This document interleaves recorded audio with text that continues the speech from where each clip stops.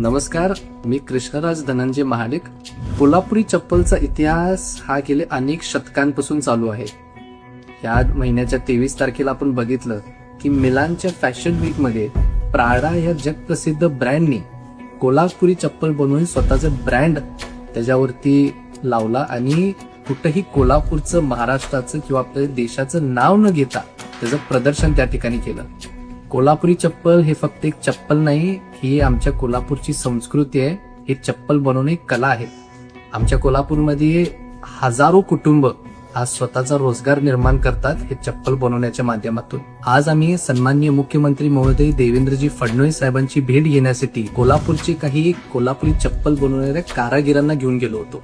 त्या पत्रामध्ये आम्ही 2 मागण्या केलेल्या आहेत. पहिली गोष्ट, त्या ज्या चप्पलाचं प्रदर्शन इंटरनॅशनल स्टेजवरती झालं त्याला कोल्हापुरी चप्पल असं नाव मिळावं.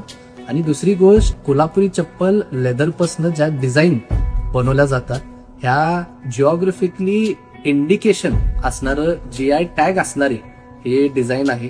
त्यामुळे प्राडाने किमान त्याची रॉयल्टी आमच्या कोल्हापूरच्या कारागिरांना द्यावी.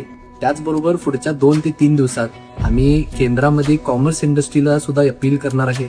सन्माननीय खासदार धनंजय महाडिक साहेब यांनी पियुष गोयल साहेबांची वेळ घेऊन त्यांना भेटून सुद्धा एक निवेदन आपण देत आहे. मी माझ्या सगळ्या फॉलोअर्सला विनंती करतो की ह्या कॉमेंट सेक्शन मध्ये तुम्ही प्राडाला टॅग करा, त्यांना आपले इंट्युएशन सांगा आणि त्याचबरोबर हा व्हिडिओ जास्तीत जास्त लोकांपर्यंत पोहोचवा.